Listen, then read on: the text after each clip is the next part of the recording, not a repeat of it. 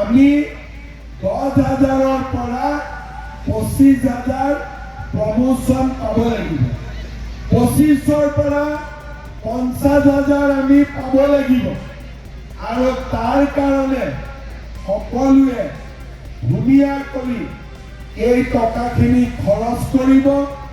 মই আকৌ এবাৰ আপোনালোক সকলোকে ধন্যবাদ জনাইছোঁ। আৰু ৰাতিপুৱাই ইমান উৎসাহেৰে সৈতে মিটিঙলৈ অহা বাবে আপোনালোকক মই ধন্যবাদ জনাইছোঁ।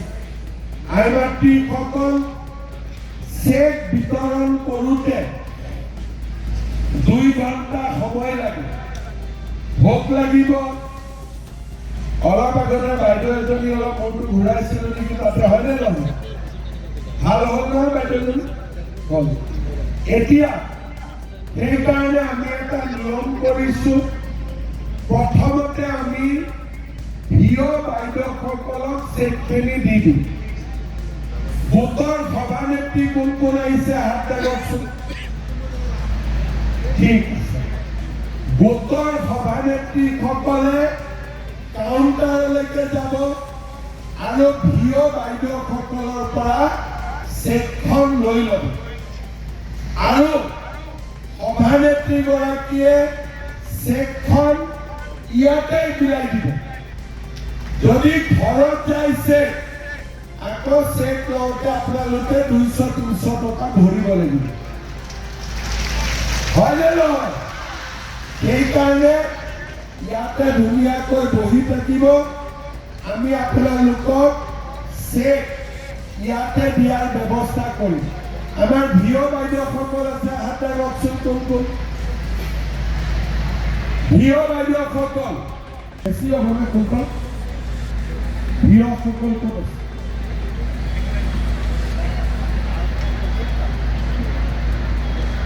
এইখিনি কিমান জন আছে? 6 জন হাত ললে হাত দাঙিছে বেছি। সকলো ভিঅ হাত দাঙকচোন। ভিঅৰ প্ৰেচিডেণ্টে।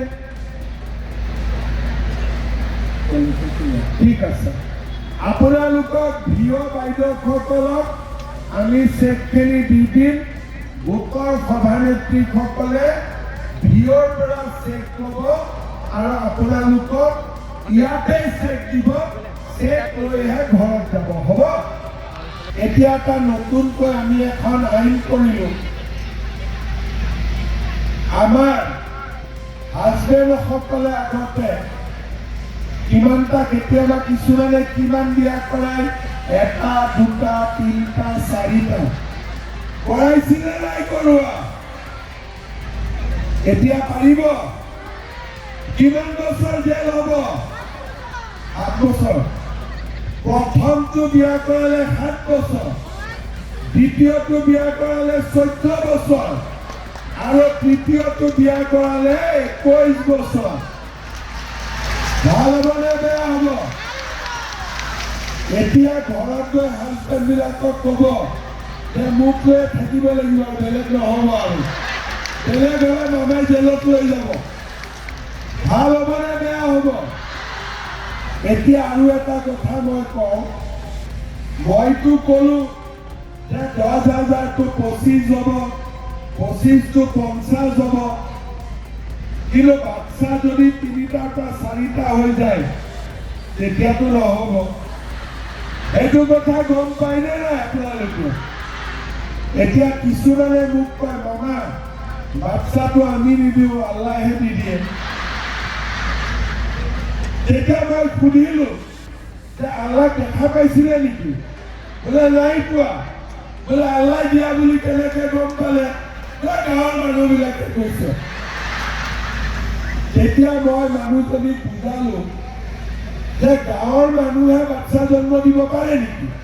গিৰিয়েক ঘৈণীয়েকে কথা পাতিলেহে বাচ্চা জন্ম হ'ব, নহ'লেতো বাচ্চা জন্ম নহয়। গতিকে ইয়াতে আল্লাহ কান্দিব নালাগে। আমি 3টাতকৈ বেছি বাচ্চা হ'লে পঢ়া শুনা কৰোৱাব লাগিব, ডাঙৰ মানুহ কৰোৱাব লাগিব। লাখপতি দিদি হোৱাৰ সময় ক'ত পাম? ঠিক কৈছোনে নাই মই?